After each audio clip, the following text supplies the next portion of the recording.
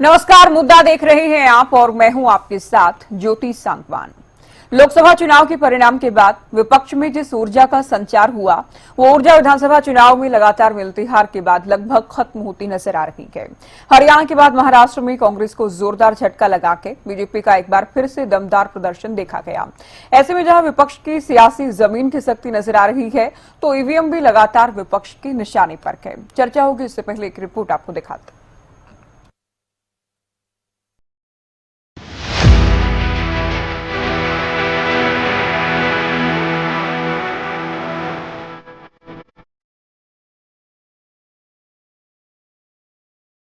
हाल ही में दो राज्यों के चुनावी नतीजे सामने आए। महाराष्ट्र चुनाव के नतीजों के बाद एक बार फिर देश में विपक्ष बैकफुट पर आ गया और बीजेपी लगातार फ्रंट फुट पर खेल रही है। लोकसभा चुनाव के नतीजों के बाद विपक्ष में जिस ऊर्जा का संचार हुआ था, वो ऊर्जा विधानसभा चुनाव में लगातार मिलती हार से धीरे धीरे खत्म होती नजर आ रही है। देश की मुख्य विपक्षी पार्टी कांग्रेस अपने खराब फॉर्म से लगातार जूझ रही है। नतीजा ये है कि हरियाणा में जीती बाजी हारने के बाद अब महाराष्ट्र में भी कांग्रेस की परफॉर्मेंस बेहद ही निराशाजनक रही। हालांकि हरियाणा और महाराष्ट्र की हार के बाद भी कांग्रेस ईवीएम को ही जिम्मेदार ठहरा रही है। जो नतीजा है महाराष्ट्र के अंदर, वो अचंभित करने वाले नतीजे आए हैं और खास तौर पे कई ऐसी बातें आई महाराष्ट्र के नतीजों में जो आप जिनको स्वाभाविक रूप से बहुत से ऐसे प्रश्न हैं। सही बात है कि जो एनडीए गठबंधन है, हम भी एनडीए गठबंधन और कांग्रेस पार्टी का जो है मंथन किया जाएगा कि नतीजे क्यों रहे, लेकिन जो प्रक्रिया है चुनाव की प्रक्रिया की निष्पक्षता पे दोबारा से प्रश्न चिन्ह उठाए जा रहे हैं। क्योंकि देखिए, आप गुजरात से भी ज्यादा गुजरात में जो भारतीय जनता पार्टी का प्रदर्शन रहा इस पिछले चुनाव में, यहाँ लगभग 80% सीट जीती थी भारतीय जनता पार्टी। कंटेस्ट करने वाली 90% सीटें जीती महाराष्ट्र में। बहुत बड़ा ये आंकड़ा, जबकि महाराष्ट्र में जो है कम से कम एक मुकाबले की बात तो सभी का आकलन था। ईवीएम का तो एक प्रश्न है ही, तो मगर उसके साथ साथ बाकी भी बहुत से प्रश्न हैं।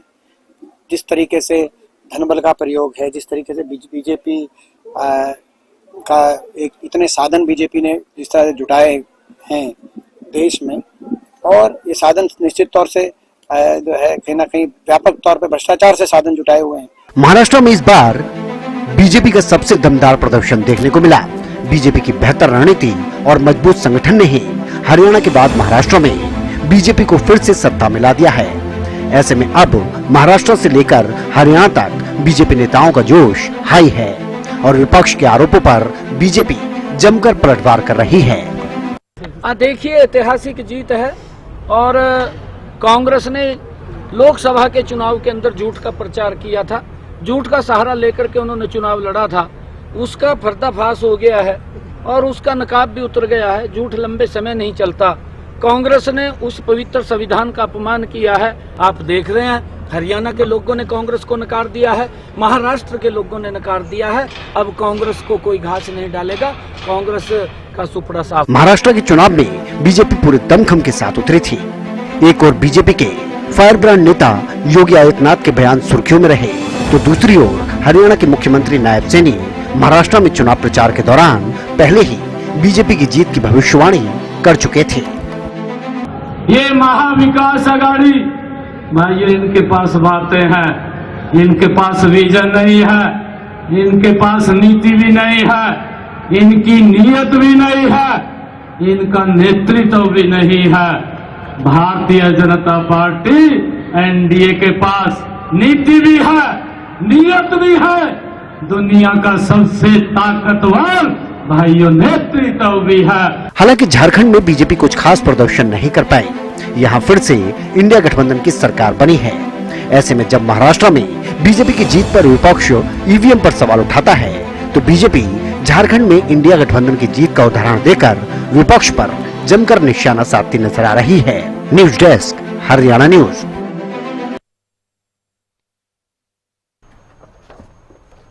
चलिए चुनाव परिणाम को लेकर चर्चा करते हैं। कुछ खास मेहमान हमारे साथ जुड़ गए हैं। प्रोफेसर विधु रावल, प्रवक्ता बीजेपी, सुरेश रोड, प्रवक्ता कांग्रेस, ओंकार सिंह, प्रवक्ता इनेलो, राजेंद्र जादून, वरिष्ठ पत्रकार हमारे साथ चर्चा में जुड़ गए हैं। आप सभी का बहुत स्वागत है। शुरुआत बीजेपी से करते हैं।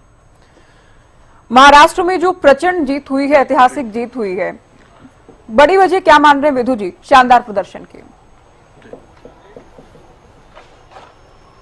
ज्योति जी, आपको नमस्कार और आपके माध्यम से हरियाणा न्यूज देख रहे सभी दर्शकों को और हमारे जो साथी पैनलिस्ट हैं सबको नमस्ते। महाराष्ट्र के लोगों ने जैसे देश के लोग कर रहे हैं, ठीक ऐसे ही महाराष्ट्र के लोगों ने भारतीय जनता पार्टी नेतृत्व वाले महायुक्ति के विकास को वोट दिया, महायुक्ति के काम को वोट दिया, महायुक्ति के नारे को वोट दिया और महायुक्ति के स्कीमों को वोट दिया।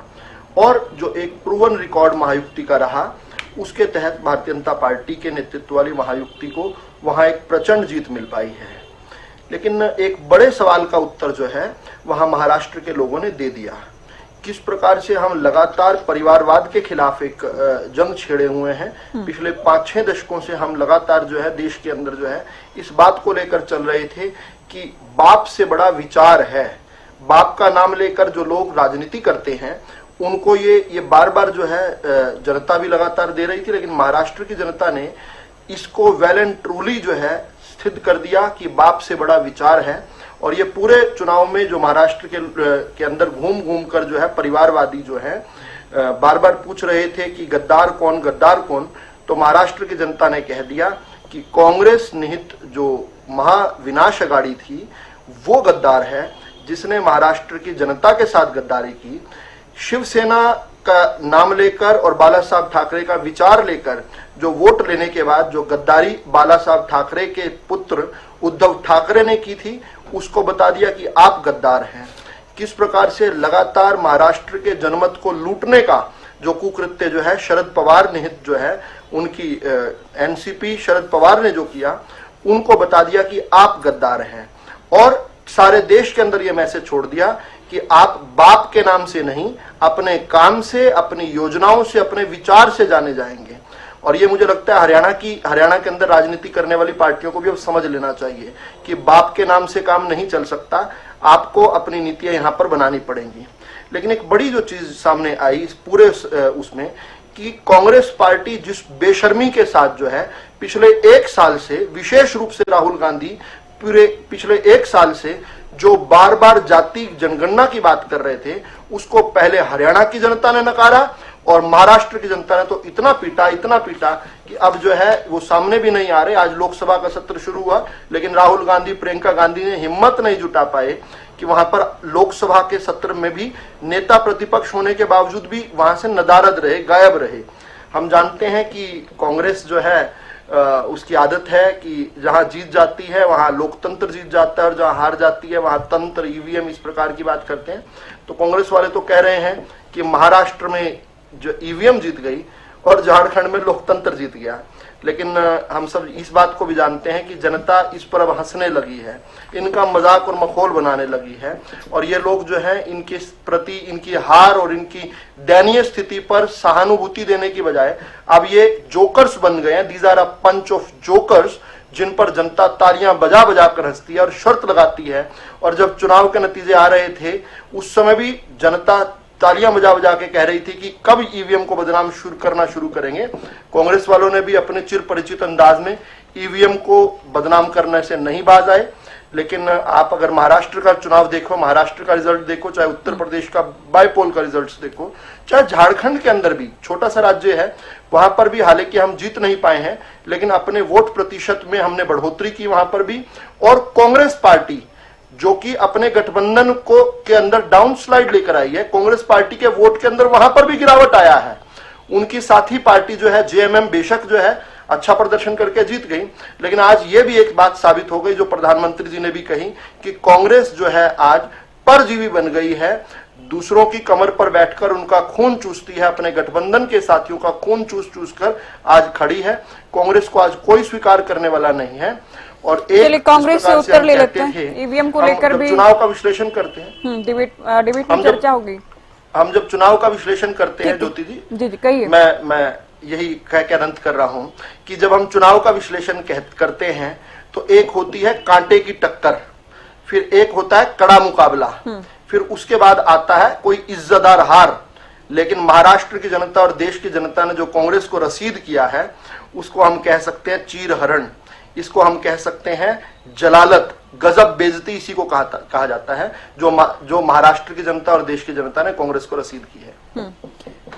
रोड साहब, लोकसभा में जितनी भी आप लोगों की सीटें आई, हालांकि जीत के तो आसपास नहीं थे, लेकिन आप लोग कॉन्फिडेंट थे, खुश थे उसमें भी। क्या वजह अब मान रहे हैं कि लोकसभा के बाद जिन राज्यों में चुनाव हो रहा है, देश की सबसे पुरानी पार्टी अच्छा प्रदर्शन नहीं कर पा रही है? इसमें आप हरियाणा भी देख लीजिए, महाराष्ट्र देख लीजिए। ज्योति जी, अभी मैं भारतीय जनता पार्टी के प्रवक्ता साथी को सुन पा रहा था। ये जलालत और पवन ऐसे लोकतांत्रिक और शर्मसार शब्दों का प्रयोग कर रही थी। मेरी भाषा और मेरे संस्कार ये नहीं है। हम स्वस्थ राजनीति के पक्षदार हैं और मैं इनके शब्दों को अपने मुंह से न दोहरा के मैं सिर्फ इतना बताना चाहता हूं, अगर ये जलालत थी और ये शर्मसार करने वाली बात थी तो 70 साल कांग्रेस पार्टी ने सत्ता जनहितैषी बनकर चलाई है। आडवाणी जी और वाजपेयी जी ने फिर ये जलालत कैसे बर्दाश्त की, ये खुद भारतीय जनता पार्टी जनता को बताएगी। इन्होंने झारखंड को छोटा राज्य कहकर झारखंड की जनता का भी अपमान करना चाहा और ये भी कहा कि जो छोटी पार्टियां हैं कांग्रेस उनके ऊपर परजीवी बन गई। मैं इसमें भी इनकी जो कुनीति है उसको बताना चाहता हूं कि अगर हम ईवीएम की बात करते हैं, हम तो लोकसभा में 80 सीटें ज्योति जी जीत कर भी ये कहते थे कि ईवीएम में गड़बड़ है। इन्होंने कोशिश की, पंजाब में आप पार्टी को सत्ता दे दी, झारखंड में जेएमएम को दे दी। हम तो खुले कहते हैं कि भारतीय जनता पार्टी को खतरा श्री राहुल गांधी से और भारतीय राष्ट्रीय कांग्रेस से है। कई बार आप अपना शर्मसार चेहरा आम छिपाने आदमी के पार्टी लिए को इन्होंने कैसे सत्ता दी और जेएमएम को भी इन्होंने दे दी? ईवीएम की जो गड़बड़ है ये कई जगह छोड़ देते हैं। जैसे चोरी जब चोर करता है वो हर दरवाजे पे नहीं करता, उसको पकड़ लेगा फिर तीसरे दरवाजे वाला। मैं इस उदाहरण को आपके चैनल के माध्यम से सुरेश, एक बात तो साफ है कि आप लोगों को चुनाव में, चुनाव प्रक्रिया में, वोटिंग में, चुनाव परिणाम में कोई यकीन नहीं रहा है। कांग्रेस चुनाव लड़ने को लड़ जरूर रही है, लेकिन आप लोगों का यकीन नहीं है चुनावी प्रक्रिया में। नहीं, तो आप लोग कैंपेनिंग के दौरान कैसे दावा करते हैं कि आप जीतेंगे? कैंपेनिंग में क्यों नहीं कहते भाई हम तो हारेंगे, क्योंकि ईवीएम तो हैक है, ईवीएम खराब है? कैंपेनिंग में कैसे दावे करते हैं और क्यों दावे करते हैं आप लोग जीत के? ज्योति जी, आपने बिल्कुल बहुत अच्छी बात कही है। राहुल गांधी जी ने चुनाव से पहले कहा था कि राजा की आत्मा ईवीएम में अटकी हुई है। आपकी चिंता जो है ये आज पूरे हिंदुस्तान के हर बहन और भाई की चिंता है। ये अपने मुंह में कितने होते रहे, ये कहते रहे कि जनता खुश थी। जनता तो ठगा महसूस कर रही है। हरियाणा की जनता ने आज तक, हरियाणा की सरकार बनने कितना टाइम हो गया, हेलीकॉप्टर पर खरीद लिया मुख्यमंत्री ने, लेकिन लोग ये कहते हैं कि हमने तो वोट ही नहीं दी थी, सत्ता में कैसे आ गए। ये जनता की आवाज बता रहा हूं मैं आपको। और मैं विषय के ऊपर आता हूं, आंकड़ों में बात करता हूं। यही भारतीय चुनाव आयोग है। 2014 में नरेंद्र मोदी जी का शपथ लेने से पहले भारतीय राष्ट्रीय कांग्रेस की जो सरकारें होती थी, जो आजादी के दीवानों ने बनाई थी, गांधी नेहरू जी ने बनाई थी, वो ये व्यवस्था थी कि प्रधानमंत्री, नेता प्रतिपक्ष यानी विपक्ष का नेता और माननीय सुप्रीम कोर्ट के मुख्य न्यायाधीश 3 पदाधिकारी होते थे, जो कमेटी थी जो मुख्य चुनाव आयुक्तों का फैसला करती थी। लेकिन श्री नरेंद्र मोदी ने 14 के बाद माननीय सुप्रीम कोर्ट के मुख्य न्यायाधीश को 3 सदस्यीय कमेटी से बाहर कर दिया। अगर इन्होंने ईवीएम में गड़बड़ नहीं करनी थी, इन्होंने निष्पक्ष चुनाव करवाने थे, तो सुप्रीम कोर्ट के माननीय मुख्य न्यायाधीश चुनाव आयुक्तों की नियुक्ति करने वाली कमेटी में इनके लिए क्यों सिरदर्द बने? आज 2/3 बहुमत प्रधानमंत्री और उनके मंत्रिमंडल के एक सदस्य का है और नेता जो 1/3 में है। जो मर्जी फैसला ये लोग कर लें। कांग्रेस पार्टी एक लाइन का एक सवाल भारतीय जनता पार्टी से हरियाणा न्यूज जैसे जागरूक चैनल के माध्यम से पूछती है कि अगर आपने ईवीएम के जरिए निष्पक्ष चुनावी व्यवस्था को ध्वस्त नहीं करना था, तो आपने प्रधानमंत्री, नेता प्रतिपक्ष और मुख्य न्यायाधीश के जगह अपना मंत्रिमंडल का एक सदस्य क्यों लिया, 2/3 बहुमत क्यों बनाए? क्या मांग रहे थे मुख्य न्यायाधीश? विधु जी जवाब देना चाह रहे हैं, लेकिन विधु जी आपसे पहले मैं नैलो को चर्चा में जोड़ देती हूं। मैं अपनी बात पूरी करता हूँ ज्योति जी। बोलिए। मैं ये भी बताना चाहता हूँ, मैं आप फिर जवाब पूछिएगा। हरियाणा में 5 अक्टूबर को 7 अक्टूबर को 67.90 यही मंत्रिमंडल के मंत्री 2/3 बहुमत जो इसको चुनाव आयोग को इन्होंने इस कमेटी को दिया, यही चुनाव आयोग 67.90 7 अक्टूबर को बताता है और 5 अक्टूबर को 61.19 6.71 यानी लगभग 6.5% का अंतर आता है, जो 13,63,000 वोट बनती है। 90 हल्कों में अगर आप डिवाइड करोगे, विभाजित करोगे, 15,176 वोट बनती है। 20 सीटें प्रभावित हुई हैं। ये आंकड़े कांग्रेस पार्टी के नहीं है, ये बेशर्मी की बातें कर रहे थे यहाँ बैठ के। भारतीय चुनाव आयोग के आंकड़े हैं 5 अक्टूबर को तो 61% है और 7 अक्टूबर को 67% है। 14 लाख वोट 2 दिन में बढ़ा दी। हरियाणा के किसी भी बूथ पे बाई इलेक्शन नहीं हुआ था। 6 और 7 तारीख को ऐसा क्या हुआ कि 14 लाख के लगभग वोट बढ़ा दी, जो फाइनल वोट परसेंट जो आता है रोड साहब आप जानते हो बढ़ा हुआ आता है। एक सेकंड और जो भी महाराष्ट्र से तुलना करता है, 20 नवंबर को 65.11 महाराष्ट्र की इसी नरेंद्र मोदी का अधीन काम करने वाले चुनाव आयोग ने प्रतिशत बताई और 20 के बाद 22 नवंबर को 67% बताई है, 67.72। ठीक है रोड साहब, आपने विस्तार से अपनी बात कह ली है। मैं ओंकार जी को चर्चा में शामिल कर रही हूँ अब। ओंकार जी, हरियाणा मैं इन तमाम बातों का उत्तर लूंगी बीजेपी से, तमाम बातों का उत्तर लिया जाएगा। ओंकार जी, हरियाणा में भी ईवीएम को लेकर कांग्रेस बार बार हमलावर है। महाराष्ट्र के जो परिणाम आए हैं उनमें भी ईवीएम में गड़बड़ी की ओर आरोप लगाए जा रहे हैं। झारखंड को लेकर कहा जा रहा है, जो कि रोड साहब कह रहे हैं छोटा राज्य है, या फिर झारखंड एक आध राज्य छोड़ देते हैं दूसरी पार्टियों के लिए, लेकिन बाकी जो राज्य बीजेपी जीतती है वो जनता के लिए वोट से नहीं बल्कि ईवीएम से जीतती है। वो तंत्र की जीत होती है जहां जहां बीजेपी जीतती है। क्या कहेंगे?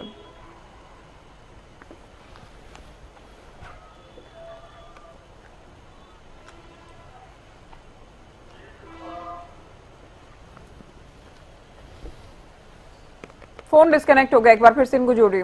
विधु जी, आपने सुना अभी रोड साहब के बहुत सारे आरोप हैं ईवीएम को लेकर, तो है ही है कि आप लोग तो अपनी मर्जी से, एक तरफ तो ये इस बात की ओर भी इशारा है कि बीजेपी के या तंत्र के रहमो करम से कांग्रेस की जहां जहां सरकारें बन रही, विपक्ष की सरकारें बन रही हैं, वो आप लोगों की मर्जी से हो रहा है। तो ये सारा ईवीएम की जीत जो आप भी कह रहे थे, ये तंत्र की जीत है, ये जनता का दिया, ये जनादेश नहीं है, ये मैंडेट नहीं है वो जिसका सम्मान या स्वागत होना चाहिए। कांग्रेस यहाँ भी आरोप लगा रहे हैं, क्या कहेंगे विधु जी? देखिए वही बात है ना, जहां जीत गए तो कांग्रेस जीत गई और जहां हार गए तो वहां ईवीएम हार गई या लोकतंत्र हार गया। इस बार तो ये कह रहे हैं जहां ये विपक्षी जीते हैं वो भी आप लोगों की सेटिंग ही है, वो भी आप लोग अपनी मर्जी से ही कर रहे हैं। देखिए आम आदमी पार्टी के साथ गठबंधन में कांग्रेस पार्टी ने चुनाव लड़ा है लोकसभा का। ये अपने गठबंधन के सहयोगी को ये कह रहे हैं कि 2 साल पहले उनको थाली में परोसकर भारतीय जनता पार्टी ने सत्ता दी है, इन्होंने उनके साथ गठबंधन क्यों किया फिर 2 साल बाद? किस प्रकार से ये अपने आप ही जो है अपने पांव पर कुल्हाड़ियां मार रहे हैं। लेकिन इनकी स्थिति बड़ी दयनीय है। ये अपने आप कह रहे हैं कि इनका जो गठबंधन का सहयोगी है जेएमएम, ये उनको डिस्क्रेडिट कर रहे हैं, झारखंड की जनता को डिस्क्रेडिट कर रहे हैं जिन्होंने गलती से इन्हें चुन लिया। मैं चाहता हूं कि आपका ये फीड झारखंड का जना जना देखे और देखे कि जिन्होंने वोट देकर कांग्रेस पार्टी वाले गठबंधन को गलती से जिता दिया, कांग्रेस पार्टी उनके वोटों का कोई महत्व नहीं रखती। वो कह रही है कि भाजपा ने जो है जिता दिया। ये कुल मिलाकर इनकी स्थिति जो है ना दयनीय से ज्यादा हास्यास्पद हो चुकी है। फिर ये जजों की बड़ी बात कर रहे थे और मुख्य चुनाव आयुक्त और इन्होंने जो है जजों की बात की। तो एक बार पता कर ले इनके साथ ये जजों को कैसे बनाया करते थे। ये तो ये कह रहे हैं कि मुख्य चुनाव अधिकारी जो हैं, मुख्य चुनाव आयुक्त जो होते हैं, उनमें से जो चीफ जस्टिस अब उस पैनल में नहीं रहे, चीफ जस्टिस ही कैसे बनाते थे। ये एएन रॉय जिनको बनाया गया था, उन्हें 17 जजों को सुपरसीड कर चीफ जस्टिस बनाया था इंदिरा गांधी ने। एक और जज हैं जिनका नाम है जरूल इस्लाम, वो असम के अंदर एक जज थे, उन्होंने जज से इस्तीफा लिया।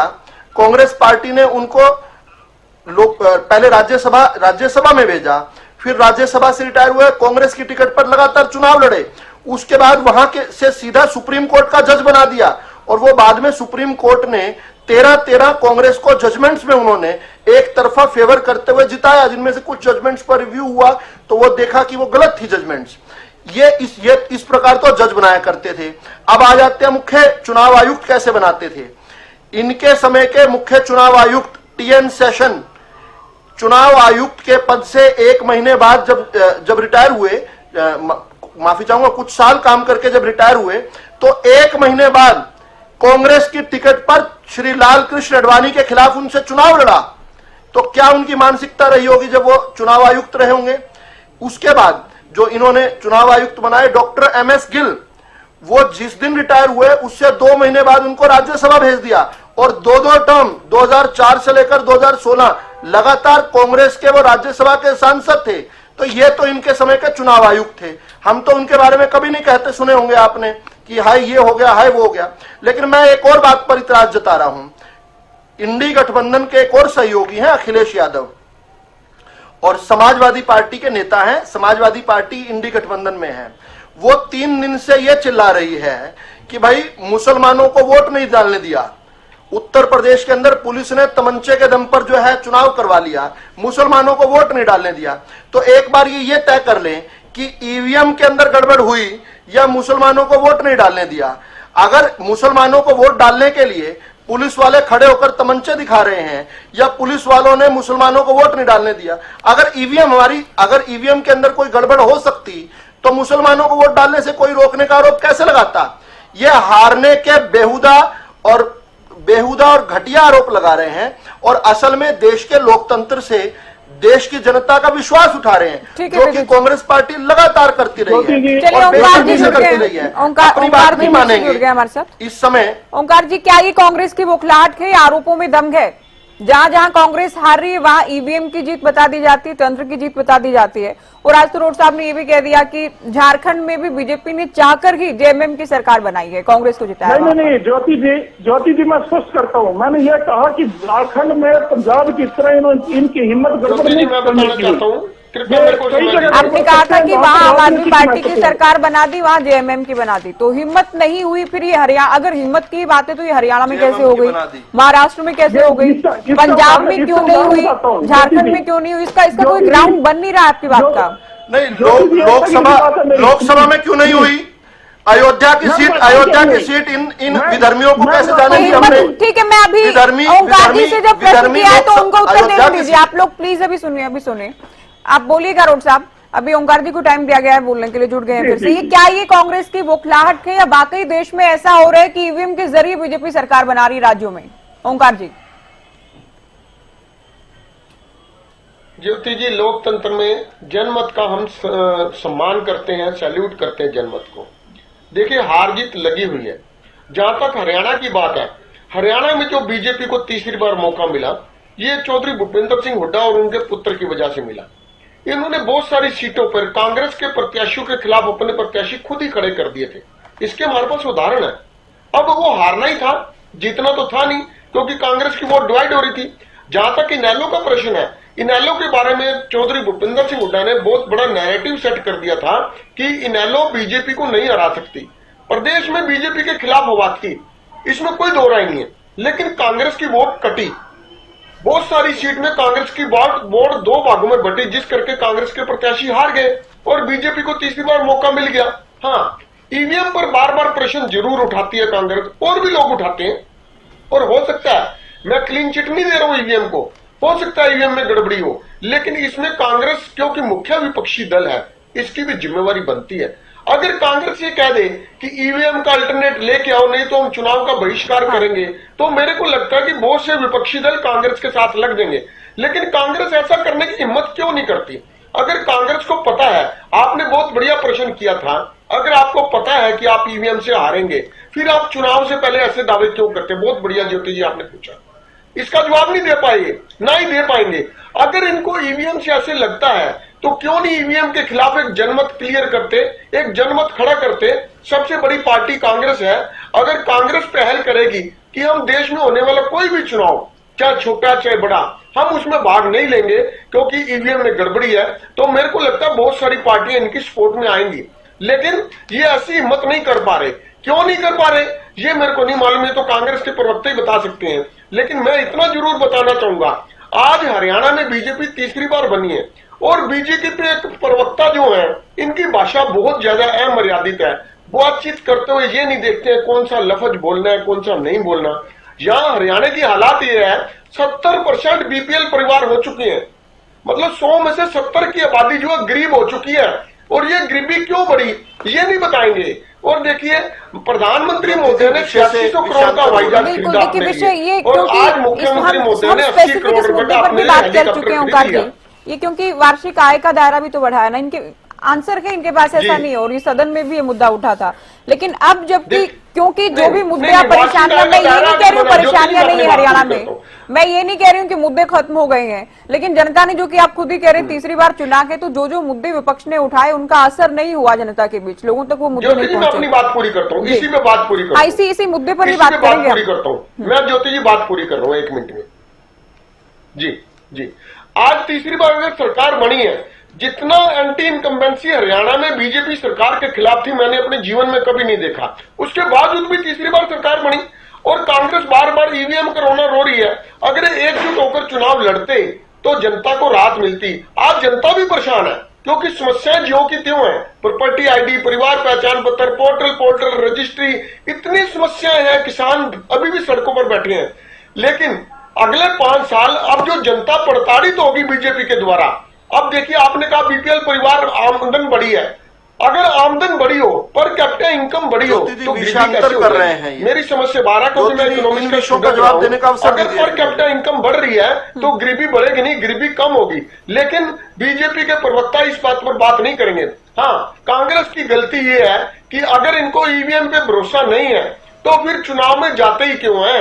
एक बार बहिष्कार करके देख लो, बाकी विपक्षी पार्टियां आपका साथ देंगी इस मुद्दे में। सही सवाल है कि आप चुनाव भी लड़ रहे हैं, चुनाव में आप कैंपेनिंग भी कर रहे हैं, मुद्दे भी उठा रहे हैं, जीत का दावा भी कर रहे हैं, और चुनाव परिणाम आते ही कहते हैं ईवीएम हैक हो गई, ईवीएम खराब हो गई, तंत्र की जीत है। तो चुनाव का बहिष्कार किया जाना, जादून साहब क्या वाकई कोई ऐसा भी विकल्प है क्या? क्योंकि पूरे ही देश में विपक्षी दलों की लगभग की सभी की नहीं कह रही हूँ कि ट्रेंड इस तरह का बन गया आगे कि जनादेश को स्वीकार नहीं किया जा रहा है। कुछ तो गड़बड़ी हुई है, कुछ तो हुआ है, ये स्वागत के योग्य नहीं है परिणाम, या ये ईवीएम की जीत है, ये तंत्र की जीत है, सिस्टम की जीत है। लगभग हर चुनाव परिणाम के बाद इस तरह के आरोप हम देख रहे हैं। नहीं, देखिए 2014 से ही जो है ईवीएम विवादित हो गई। 2014 से भारतीय जनता पार्टी का केंद्र में शासन हुआ, इसके बाद जो है ये सवाल खड़े होने लगे कि ईवीएम में कुछ गड़बड़ है। इसके बाद जो है राज्यों में भी चुनाव हुए जहां भारतीय जनता पार्टी जीती है। तो सबकी अपनी अपनी दलील है, मैं किसी की दलील को खारिज नहीं करता। कांग्रेस की अपनी दलीलें हैं, भारतीय जनता पार्टी की अपनी दलीलें हैं कि हम जो है पंजाब में क्यों नहीं सरकार बना पाए या झारखंड में क्यों नहीं बना पाए और दूसरे राज्यों में तेलंगाना में क्यों नहीं बना पाए। तो उनके पास भी अपनी दलीलें हैं और कई सीटों का है, तो वो दलीलें भी हैं और इनका भी है कि वो ईवीएम 90% चार्ज मिली और परसेंटेज ऑफ वोटिंग जो है बदल गया, 3 दिन 4 दिन में बदल गया, बदल के बताया गया। तो ये सब दलीलें हैं। अब ये है कि सबको बैठ के कोई फैसला करना चाहिए कि ये जो भारतीय लोकतंत्र है उसकी मजबूती के बारे में जो संदेह खड़े किए जा रहे हैं उनका किसी तरह से स्थायी निराकरण हो। वैसे हमारा तो ये मानना है कि लोकसभा चुनाव 2024 में भारतीय जनता पार्टी एक साधारण बहुमत भी हासिल नहीं कर पाई, और नहीं कर पाई तो ये मानते हैं कि उसके कामकाज को लेकर कहीं कमजोरी थी, और अब उन्होंने कामकाज अपना ठीक किया है। उस समय कुछ नेताओं के जो है जीत का अंतर ही कम हो गया था, बड़े बड़े नेताओं का, मोदी जी के जीत का अंतर कम हो गया। तो अब ये सवाल है कि मुझे लगता है कि अभी तो जो कुछ भी सफलता महाराष्ट्र में मिली, तो महाराष्ट्र में तो बहुत सारे जानकार कह रहे हैं कि लाडली बहना योजना जो सरकार ने प्रस्तावित की उसकी वजह से बंपर वोटिंग हुई, और जो है विपक्षी जो गठबंधन महाविकास अघाड़ी था वो घासी पर चला गया, कुछ 2-2.5 सीटों पर ही सिमट गया। तो इस तरह का है कि अब ये देखने की बात है कि कई उदाहरण ऐसे भी हैं जिसमें पता चलता है। हरियाणा में सरकार ने नायब सिंह जी सैनी आए, मुख्यमंत्री बदले गए, फिर उन्होंने 56 दिन में तमाम जो है जनहित का पिटारा खोल दिया था, तो हो सकता है कि उसका ही असर रहा हो। लेकिन अब ईवीएम को लेकर जो दलील दी जा रही है उसको भी कैसे खारिज किया जाए, एक बैठ के जो है एक लोकतंत्र पे कहते हैं कि भारतीय लोकतंत्र सफल, और उस पर एक स्टार लगा हुआ है, जैसे होता है ना सरकई लागू, तो वही ईवीएम में अभी विवाद है। तो ये विवाद दूर करने के लिए कुछ करना चाहिए, नहीं तो ये हमेशा संदेह का वातावरण बना रहेगा। और आम मतदाता भी सोचता होगा कि पता नहीं क्या हुआ है, हमने तो मतदान उस पार्टी के लिए किया और ये कैसे हो गया। हालांकि चौधरी वीरेंद्र सिंह जी का हवाला मैं देना चाहता हूँ, वो कांग्रेस के नेता और बड़े अनुभवी हैं, राजीव गांधी के समय से बड़े मजबूत थे वो, और मुख्यमंत्री पद के दावेदार भी थे हरियाणा में, और केंद्र में मंत्री रह लिए, भारतीय जनता पार्टी का भी वो हाल देख आए उधर, और वहां से अपनी घर वापसी भी कर ली उन्होंने। वो तो कह रहे हैं कि हरियाणा में जो है निर्दलीय जाट कैंडिडेट खड़े हो गए, इसकी वजह से कांग्रेस आ गई, उनका तो ये कहना है। उन्होंने ईवीएम को लेकर नहीं कहा, या हो सकता है उनके मन में भी सभी के अलग अलग बयान है, ठीक कह रहे हैं आप, सबके अलग अलग बयान है। तो ये है कि सब बैठ के तय करना चाहिए कि ईवीएम को लेकर जो वातावरण संदेह का बना हुआ है ये दूर होना चाहिए, ये बैठ के ही तय करना पड़ेगा सबको। आएंगे वेदू जी, अभी रूट साहब से उत्तर लेते हैं हम। जी आपने सुना, देखिए चौधरी वीरेंद्र सिंह का जिक्र कर रहे हैं, और केवल वो नहीं, उनके अलावा भी कई नेताओं के बयान जो कि हुड्डा साहब, उदय भान या दीपेंद्र हुड्डा के आरोपों से मेल नहीं खाते हैं। संगठन की कमी रही ये भी मान रहे हैं हुड्डा साहब, टिकटें गलत बटी ये कह रहे हैं अजय यादव, और उसके बाद आप लोग ये कहते हैं खराब ईवीएम थी। ईवीएम अगर खराब थी या ईवीएम की आप जो कहा गया कि 14 सीटों पर सेटिंग की गई, तो फिर ये संगठन की कमी या गुटबाजी ये कारण क्यों रहे, ये भी कह दिया जाता है। साथ साथ ईवीएम पर भी एलिगेशन लगाए जा रहे हैं, तो आप लोग तो एक मत ही नहीं अपने आरोपों को लेकर। ज्योति जी देखिए, जो हमारी कमेटी बनी हुई है, और अब तो बिल्कुल दूध का दूध पानी का पानी हो गया, जब हमारे पीसीसी प्रेसिडेंट ने, चौधरी उदय भान ने पीसी करके प्रदेश की जनता को अवगत करा दिया कि चुनाव से परिणाम आने से पहले हमारे माननीय प्रभारी दीपक बाबरिया जी के मोबाइल फोन के ऊपर कोई मैसेज आ जाता है, और चुनाव आने के बाद वही का वही रिजल्ट आपके सामने आता है। तो इसमें इससे बड़ा प्रूफ, इससे बड़ा फैक्ट हम क्या दे सकते हैं, ये तो समझने वालों को चाहिए। ये प्रूफ कब दिया आप लोगों ने? ये 8 तारीख को सुबह 7:30 बजे मैसेज आया, 20 नवंबर को उदय भान मीडिया के सामने बता रहे हैं कि ऐसा कोई मैसेज आया था। फिर वो जाते हैं हाईकोर्ट, मैसेज आ रहा है, अजय यादव कह रहे हैं कि प्रभारी ने ये क्यों छुपाया, क्यों ये किसने मैसेज किया, कौन है वो व्यक्ति, हाईकमान को तो कम से कम बताया जाना चाहिए था। आपकी आज भी प्रूफ नहीं दे रहे, आज भी प्रूफ नहीं दे रहे। अच्छा मैं एक अपनी बात कवर करता हूँ। चुनाव परिणाम आप लोगों के पास सुबह सुबह 8 अक्टूबर को ही आ गया था, तो उसको छुपाकर क्यों बैठे थे उस मैसेज को? और अब भी ये नहीं बताया जा रहा है कि किसने मैसेज भेजा था, अब भी छुपाया जा रहा है। बीमार थे और बता दिया जाएगा, उनकी जान को खतरा हो सकता है। उदय भान जी ने बात बताई और आप भी समझ सकते हैं क्या हालात है। गौरी लंकेश एक पत्रकार थी, आपकी बिरादरी से थी, सरेआम गोलियों से ढूंढ दिया गया। क्या लिख रही थी? अपनी एक प्लास्टिक मैगजीन में कोई आर्टिकल लिखने लगी थी शायद ईवीएम के, आपको पता होगा। दूसरी बात, मैं एक विषय के ऊपर आता हूँ दोबारा। महाराष्ट्र में भी एक इंटरेस्टिंग बात हुई है। नांदेड़ एक लोकसभा कॉन्स्टिट्यूएंसी है। भारतीय जनता पार्टी के प्रवक्ता साथी से हाथ जोड़ के प्रार्थना है कि खुले दिमाग से सुने इस बात को, और इसी के विषय के ऊपर शर्म के साथ जवाब देना। बेशर्मी हम ना तो खुद करते ना करने देते।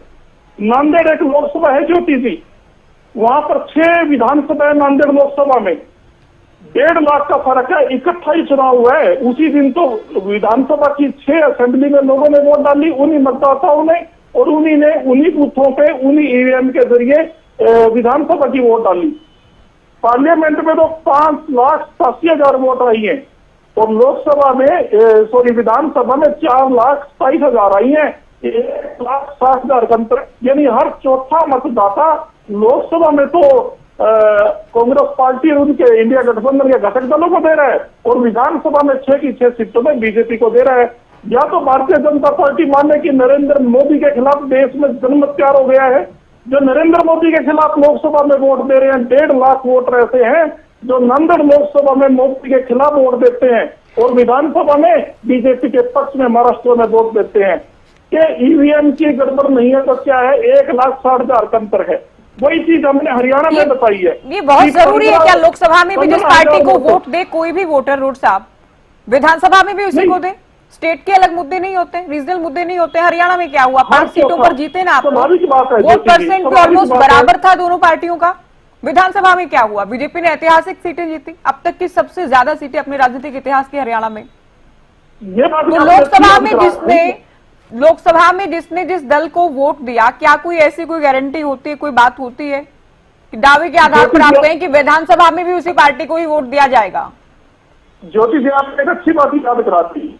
ये भी चर्चा करते हैं कि महाराष्ट्र में भी लोकसभा कांग्रेस पार्टी और इंडिया गठबंधन जीतता है, हरियाणा भी 5 सीट इंडिया गठबंधन और कांग्रेस पार्टी जीतती है लोकसभा की, और 5 अन्य सीटों तक कड़ी टक्कर देते हैं। तो 3-4 माह के बाद ऐसा क्या हो गया, फिर बीजेपी जीत जाती है विधानसभा में। ये बात लोगों को गहरे नहीं उतर गई।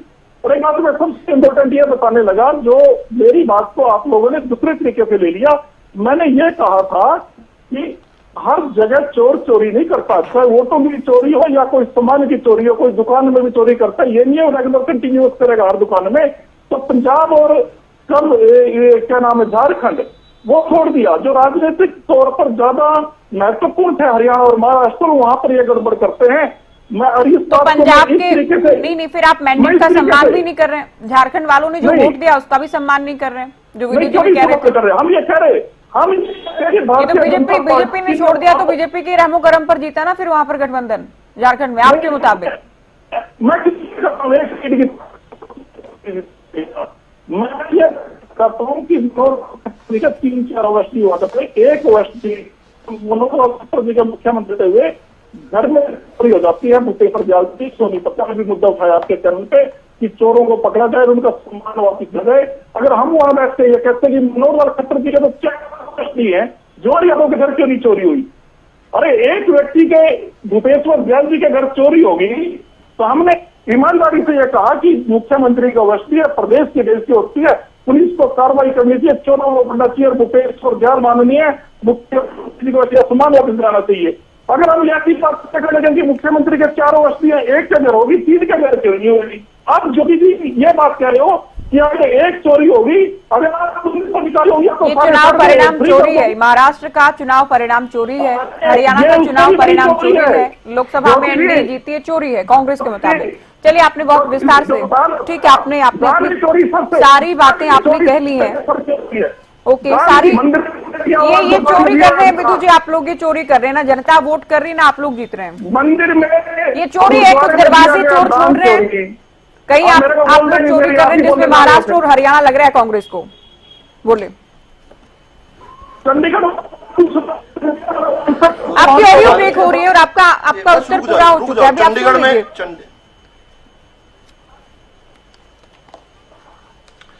देखिए, चंडीगढ़ का नाम ये बार बार ले रहे थे। आखिर में चंडीगढ़ में बैलेट से वोट हुआ था और उसके बाद सुप्रीम कोर्ट ने उस चुनाव को निरस्त कर दिया। इनफैक्ट चुनाव का खुद ही रिजल्ट डिक्लेयर कर दिया कोर्ट ने, और चुनाव जिसको दिया गया था, जीत जिसको दी गई थी, उसकी बजाय दूसरे व्यक्ति को जीत दे दी। ये बैलेट के अंदर जो वोट होता है उसकी काफी हद तक कलई खोलता है कि बैलेट से वोट होता है तो क्या क्या हो सकता है। और ये तो केवल 24 वोटों का, अगर मैं ठीक पता कर पा रहा हूं, याद कर पा रहा हूं, 24 वोटों का, केवल 24 वोटों की गिनती के अंदर भी अगर इस प्रकार से ईवीएम में माफी चाहूंगा, बैलेट बॉक्स में 24 वोट में भी अगर इस प्रकार से धांधली हो सकती है, जो कि सुप्रीम कोर्ट ने जिसका नाम लिया।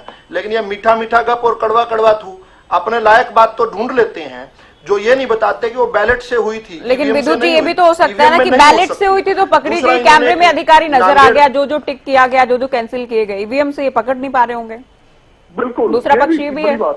ईवीएम जब खुलती हैं, ईवीएम में जब से वोट डलती है तब से लेकर जब तक वोट बंद हो जाती है, जब उस पर सील लग जाती है, जब वो इतने दिनों तक बंद हो जाती है और जब वो खुलती है, ये सारा प्रोसेस की वीडियोग्राफी होती है। और वीडियोग्राफी होती है, इसीलिए ये लोग कोर्ट में जाने से हिचकिचा रहे थे। वो तो इलेक्शन कमीशन ने 1600 पेजों में इतनी जबरदस्त इनकी कुटाई की है, पेज दर पेज इनको इतनी जबरदस्त ड्रबिंग दी है, जिससे बौखलाकर इनके नेता बाहर आकर बोले कि वैसे तो हमने कोर्ट में नहीं जाना था, लेकिन इतनी सख्त भाषा में 1600 पेजों में इलेक्शन कमीशन ने लिखा, इसलिए हम कोर्ट जा रहे हैं। ये जयराम रमेश ने कहा था, आप उनकी बाइट निकाल सकते हैं। उन्होंने कहा कि हमने वैसे कोर्ट में नहीं जाना था, लेकिन इतनी बेइज्जती कर दी हमारी इलेक्शन कमीशन ने, अब हमारे लिए कोर्ट में जाना मजबूरी हो गया।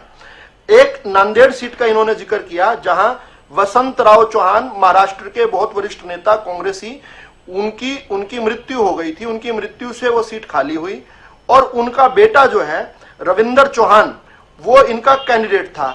वो सिंपैथी की एक वेव में, जैसे राजीव गांधी सिंपैथी की वेव में ये बोलकर कि मेरी माताजी मर गई, मुझे वोट दे दो, हिंदुस्तान के इतिहास में सबसे बड़ा मैंडेट लेकर आए थे ना, ऐसे ही रविंद्र चौहान ने इंदिरा गांधी जी ने उनके बेटे दी है, को सिंपथी की। उनको मरा हुआ नहीं कह बकवास मत कर, साहब, बकवास मत कर, क्या बोल रहे इस्तेमाल कर रहे हैं आप? अरे मरी थी वो, जिंदा थी वो। श्रीमती इंदिरा गांधी बदतमीज आदमी, रोड साहब, ये क्या भाषा है आपकी? बदतमीज आदमी, अपनी ये जबान क्या संभाल, भाषा है आपकी? जबान संभाल अपनी।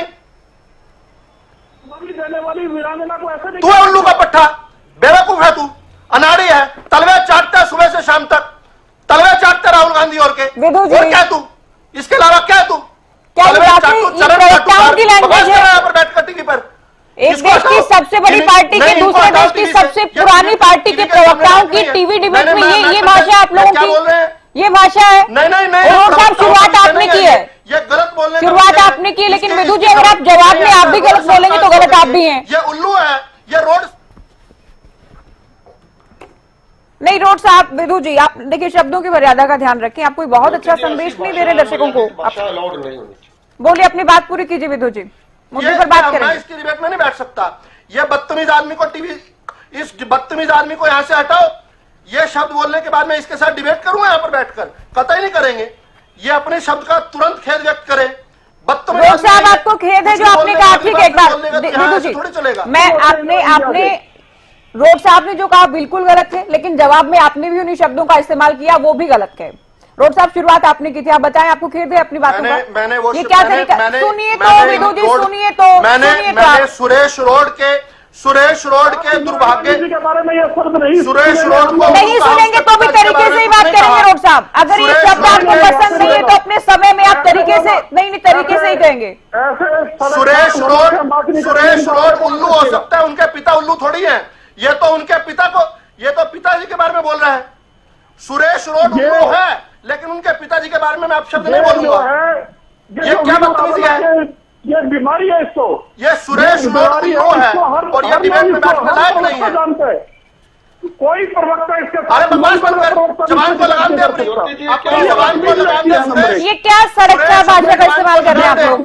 ज्योति जी बदतमीज है। इसके साथ कोई रोड साहब, आपको रहना है डिबेट में तो आप रहे। नहीं विदु जी की डाउन कीजिए ऑडियो, सुनिए। अभी आपको रहना है इनके साथ डिबेट में तो आप रहें, आपको नहीं रहना तो आप जा सकते हैं, लेकिन इस तरह की भाषा का इस्तेमाल करने की कोई इजाजत कम से कम हरियाणा न्यूज नहीं देता है अपने पैनलिस्ट को।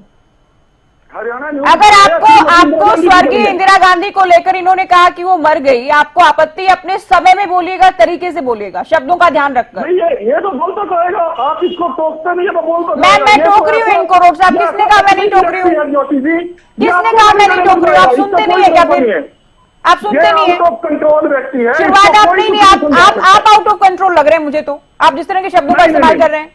हम अपने स्टैंड के ऊपर हैं और इसके साथ आप इनालों के प्रवक्ता ने पूछ लो। इस पर ये क्या, ये डिबेट का टॉपिक नहीं है। गलत जो बोल रहे हैं केवल उस पर टोक रही हूं मैं आपको। ये भी गलत बोल रहे हैं, इनको भी टोका है। अभी विदु जी, आप अपनी बात पूरी करें जल्दी, मैं उम्मीद करती हूं आप टॉपिक पर बात करेंगे।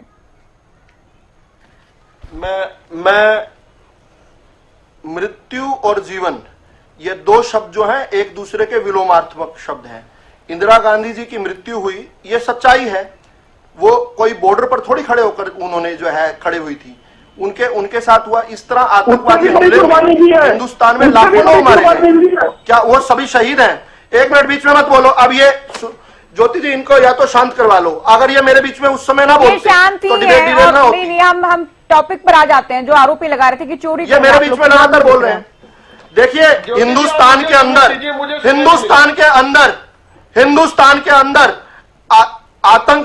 आतंकवादी हमलों में लाखों लोगों ने जान गंवाई है। वो सभी शहीद नहीं है, वो सभी मासूम शहीद नहीं है। इंदिरा गांधी कोई अलग से है क्या? इंदिरा गांधी पर भी एक आतंकवादी हमला हुआ और उनकी मृत्यु हो गई, वो शहीद कैसे हो गई?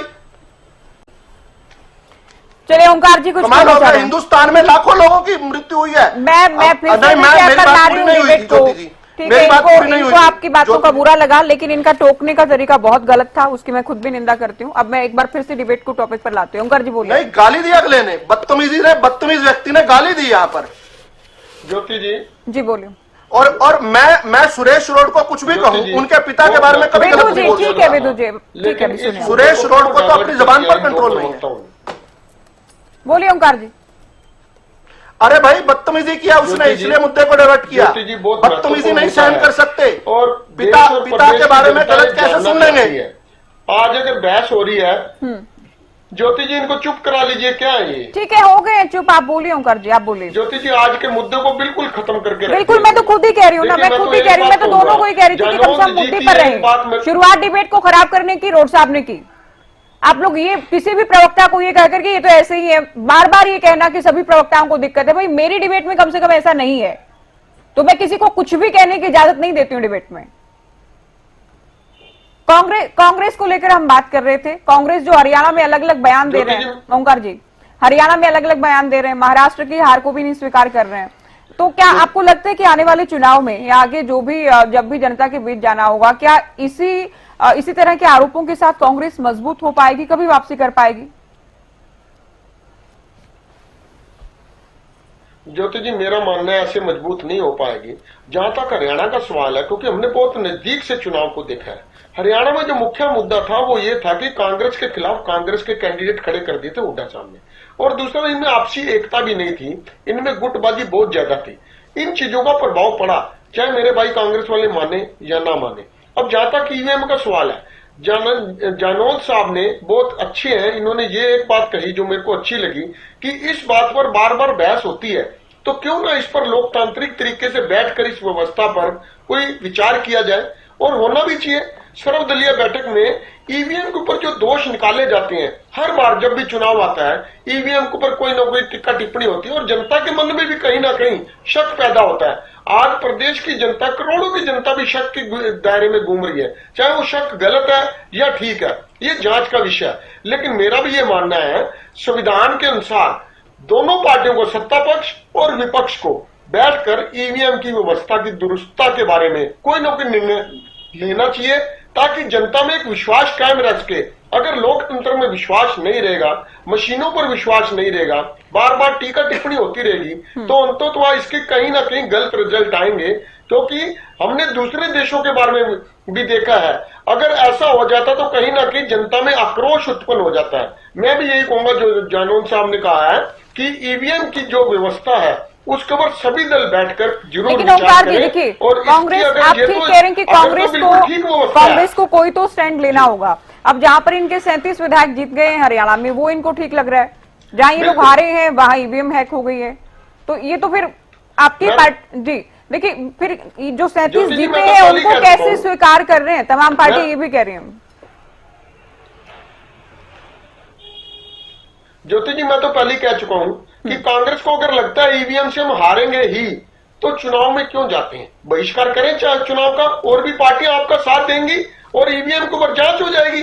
और मैं तो ये कहूंगा, लोकतंत्र में सत्ता पक्ष भी कोई बड़ा नहीं होता, सत्ता पक्ष को बड़ा दिल दिखाना चाहिए, बीजेपी को बड़ा दिल दिखाना चाहिए, और ईवीएम के मुद्दे पर सर्वदलीय बैठक बुलाकर इस मुद्दे को बिल्कुल क्लियर करना चाहिए, ताकि जनता में किसी भी तरह का संदेह ना आए। जादौन साहब, चुनाव आयोग की ओर से तमाम विपक्षी दल जो आरोप लगा रहे थे ईवीएम को लेकर, आमंत्रित भी किया गया कि आप आए, ईवीएम को अगर हैक किया जा सकता है तो करके दिखाएं, तब नहीं जाते विपक्षी दल। चुनाव का परिणाम आता है तब ये झुंझुना कहीं ना कहीं बजाया जाता है, आरोप लगाए जाते हैं। नहीं, देखिए ऐसा है कि चुनाव आयोग तो कई बार स्पष्ट कर चुका है कि कई बार ये भी स्पष्ट किया था कि ईवीएम में कोई भी किसी तरह की छेड़छाड़ नहीं की जा सकती, कोई रिमोट कंट्रोल भी उसमें यूज नहीं किया जा सकता। सुप्रीम कोर्ट में भी याचिकाएं लगी थी, वो भी खारिज हो गई, और सुप्रीम को उसने डेमो भी दिया है चुनाव आयोग ने पहले भी। अब फिर भी अगर संदेह बना हुआ है तो उसके लिए बैठ के कुछ बात करनी चाहिए, कोई सर्वदलीय बैठक बुलाई जाए, कोई सब मिल के बात करके ये तय करें कि आखिर में ये ईवीएम पर सवाल क्यों खड़े होते हैं। ईवीएम पर तो चुनाव पहले भी हो ही रहे थे और अभी भी हो रहे हैं और चले आ रहे हैं, और दूसरे देशों में भी ईवीएम से चुनाव होते हैं, तो वहां भी तो अगर ईवीएम में इतनी गुंजाइश है तो वहां क्यों नहीं गड़बड़ होती? वहां भी गड़बड़ हो सकती है ना। फिर वहां के दलों को भी जो है इस तरह का जो वो विरोध का सामना करना पड़ सकता है कि ईवीएम में गड़बड़ हुई, ईवीएम में जो है वो टेम्पर विद हुआ, कुछ हुआ इस तरह का। तो ये बैठ के जो है किसी तरह से कोई रास्ता निकालना चाहिए कि क्या प्रैक्टिकल रास्ता हो सकता है। लेकिन ये वातावरण ही बना रहेगा और सब संदेह की नजरिए से देखते रहेंगे चुनाव को, तो फिर लोकतंत्र का अर्थ ही क्या रह जाएगा। लास्ट कमेंट के लिए आएंगे बहाल होनी चाहिए। जी, रोड साहब, कभी लगता नहीं बीजेपी की रणनीति देखकर आप लोगों को कि बदलाव की जरूरत है? अब महाराष्ट्र को लेकर ही एक रहेंगे तो सेफ रहेंगे, बटेंगे तो कटेंगे जैसे नारे खूब, वोट जिहाद के खिलाफ, वोट युद्ध जैसे नारे खूब दिए गए। ज्योति जी, ये व्यक्ति अगर इसको बोलने की अनुमति दे रहे हैं आप, तो मैं इस डिबेट में नहीं रह सकता हूँ। इसने बदतमीजी की है, आप ठीक है दोनों को बराबर रखने की कोशिश कर रही हैं। नहीं, मैं बराबर नहीं रख रही हूँ, मैंने इनको गाली कहा इस देने तरह वाला के नहीं बोल सकता। आप बराबर रख रही हैं, आप उनको बोलने, उन्होंने कोई खेद नहीं अरे उसने कोई खेद नहीं जताया, उसने मुंह खोला और गू निकाला। विदु जी, अभी आप सुनिए। रोड साहब, मैं इस डिबेट में नहीं रह सकता। रोड साहब, आपको खेद है आपने जो कहा? ये देखिए, मुझे माफ कीजिएगा, मैं रोड साहब उसके बाद कोई शब्द सुनने लायक नहीं रह जाता। विदु जी, बात वैसे भी अधूरी रह गई। मैं उनको एड्रेस किए बिना, करने दीजिए मेरे अगर आप तरीके चाहें से। तो मैं दूसरे दो लोगों की बात कह सकता हूं। विदु जी, आप मुझे मेरे तरीके से डिबेट करने दीजिए, मैं निवेदन कर रही हूँ आपसे। छोड़नी पड़ेगी। मैं विवश हूँ, मुझे इनसे बात तो करने दीजिए। आप सवाल कर रहे हैं, आप साथ साथ बोल रहे हैं। आप विवश हैं, तो मैं भी विवश हूँ। जो प्रवक्ता कुछ भी बोल जाते हैं, आप डिबेट में नहीं रह सकता। आप लोग एक दूसरे को जो भी सड़क छाप भाषा का इस्तेमाल करते हैं टीवी डिबेट्स में बैठकर, हम जैसे एंकर भी विवश होते हैं कि आप लोग इस तरह की भाषा का इस्तेमाल करते हैं। रोड साहब, आपने जिन शब्दों का इस्तेमाल किया था, आपको खेद है उन पर? नहीं, आज डिबेट का जो समय आपने बर्बाद किया, आपको खेद है उस पर? विदु जी के लिए आपने जो कहा।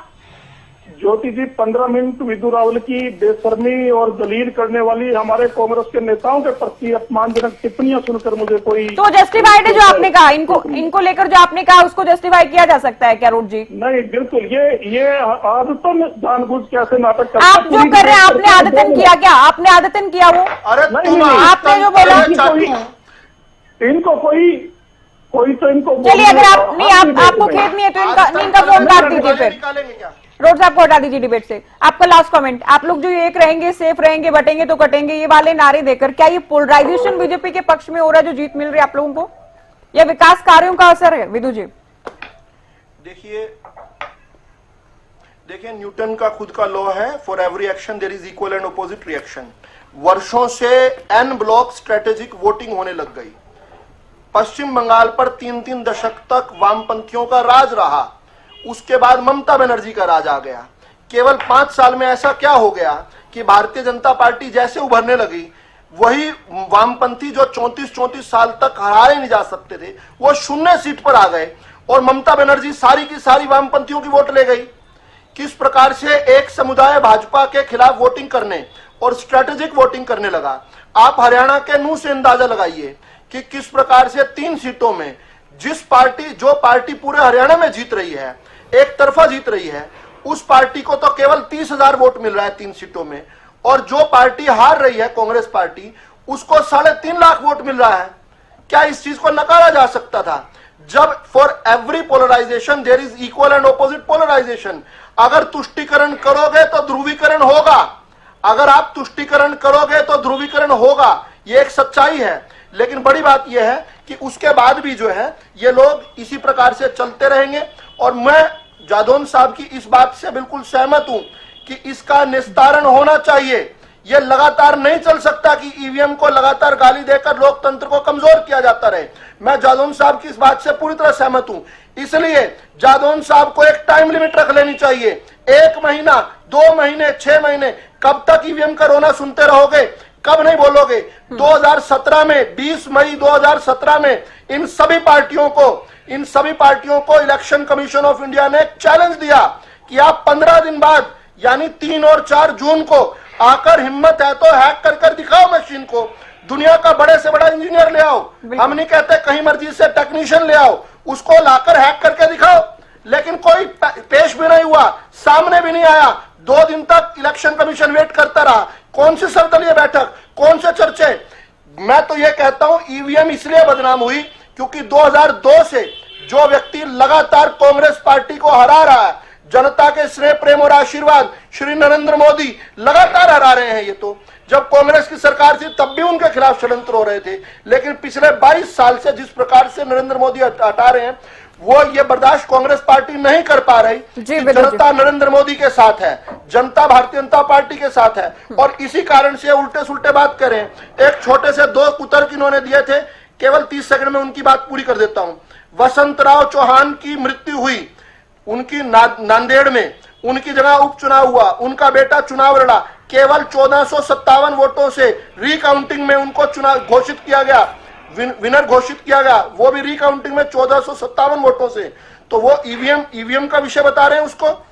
किस प्रकार से मालेगांव की जो 2014 के जनरल लोकसभा हुआ था, वहां धुले लोकसभा है एक महाराष्ट्र के अंदर, 6 में से 5 में भारतीय जनता पार्टी 1 लाख। कुल मिलाकर सार इतना ही है कि कब तक ईवीएम पर आरोप लगाए जाएंगे, और क्या इससे बहुत अच्छा संदेश जो लोग वोट कर रहे हैं, जो मैंडेट दे रहे हैं, उनमें भी बहुत अच्छा संदेश नहीं जा रहा। भारत के दुनिया के सबसे बड़े लोकतंत्र में चुनावी प्रक्रिया पर सवाल उठाना, ईवीएम पर बार बार सवाल उठाना, चुनाव का हिस्सा भी रहना, चुनावी कैंपेनिंग के दौरान जीत के दावे भी करना, इस पर वाकई कांग्रेस को सोचने की जरूरत है। बहुत शुक्रिया आप सभी का, वक्त आप लोगों ने दिया, चर्चा में शामिल हुए।